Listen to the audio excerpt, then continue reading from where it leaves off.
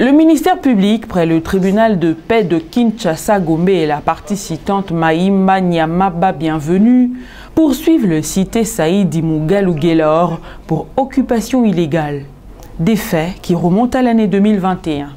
Selon l'organe poursuivant, la partie citante Mahimba Nyamaba Bienvenue aurait acquise la parcelle située dans la commune de Mongafola sur base d'un acte de vente signé entre elle et Baud Bakebila en 2020.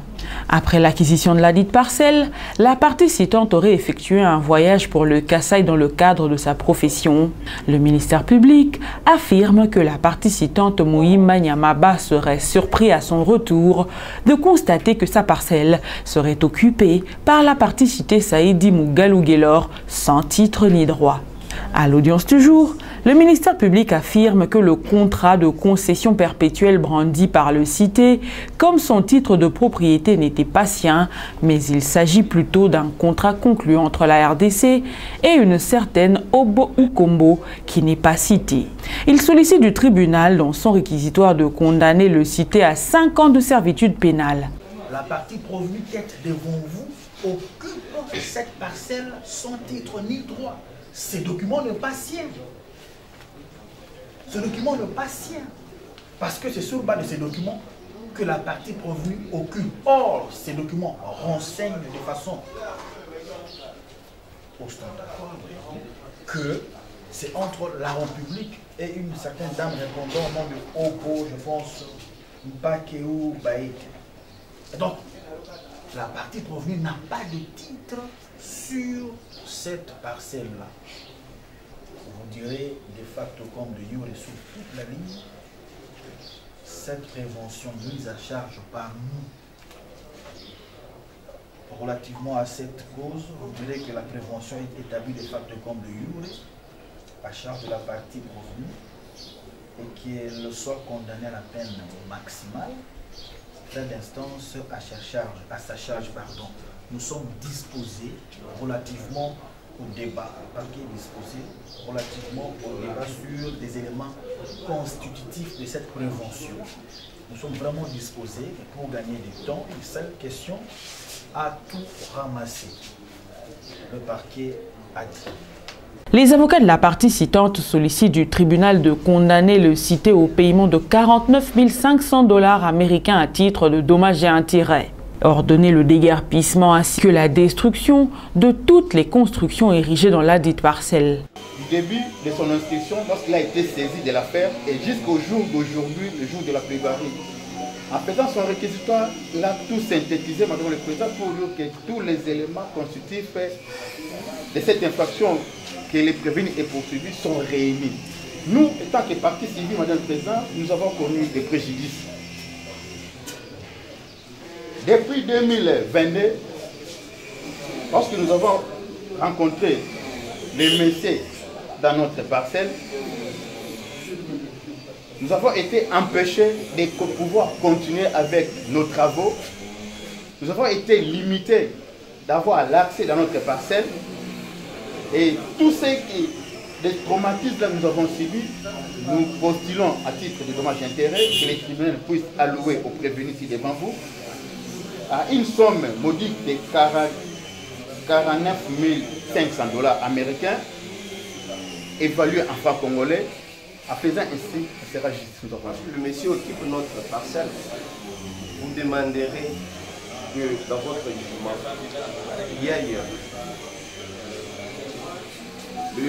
ordonner aussi le déguerpissement du monsieur, et détruire tout ce qui lui a érigé là-bas pour permettre à notre client de jouir pleinement de sa propriété. Nous avons.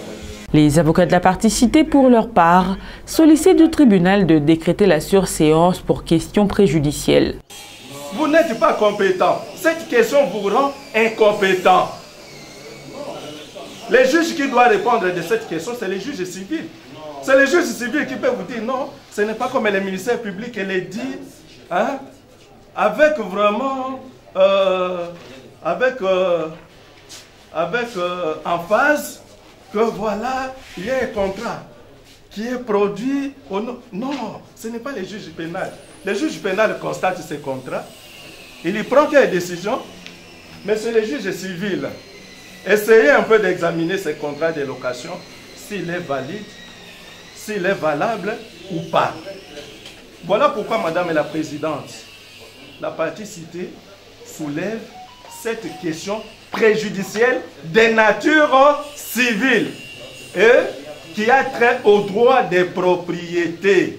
Il plaira à votre office et tribunal d'ordonner la surséance pour question préjudicielle. Et la question préjudicielle de nature civile ayant trait au droit des propriétés. Au surplus, vous allez déclarer l'infraction d'occupation illégale mise à charge de la partie citée, non établie en fait comme en droit. Vous allez pouvoir donc déclarer l'action du ministère public à défaut de surséance, recevable mais non fondée. Quant à l'action civile, Madame la Présidente, quand vous avez une partie civile qui n'est même pas à mesure de pouvoir motiver sa demande à constitution de la partie civile, incapable de vous donner les préjudices, une partie civile qui habite la parcelle numéro 21 et qui veut se dire partie victime pour une personne qui habite la parcelle numéro 19. C'est une action purement, je dirais même vexatoire et téméraire. Et c'est incongru. Pour toutes ces raisons, vous allez pouvoir, à défaut de dire cette constitution irrécevable, vous allez la dire recevable, mais non fondée. Et vous n'allez pas, d'ailleurs vous allez vous déclarer compétent de pouvoir statuer sur cette question dès lors que l'infraction n'est pas établie, en fait comme en droit. Le tribunal convie le cité à la barre pour son dernier mot. Celui-ci plaide non coupable et clame son innocence. Le ministère public a sollicité du tribunal qu'on vous condamne au maximum de peine, soit à 1 année. Quelle est votre réaction? Vous sollicitez quoi du tribunal? J'ai acheté, je me déclare non coupable. Après avoir entendu toutes les parties et le réquisitoire du ministère public, le tribunal clôt le débat et prend la cause en délibéré pour rendre son jugement dans le délai de la loi.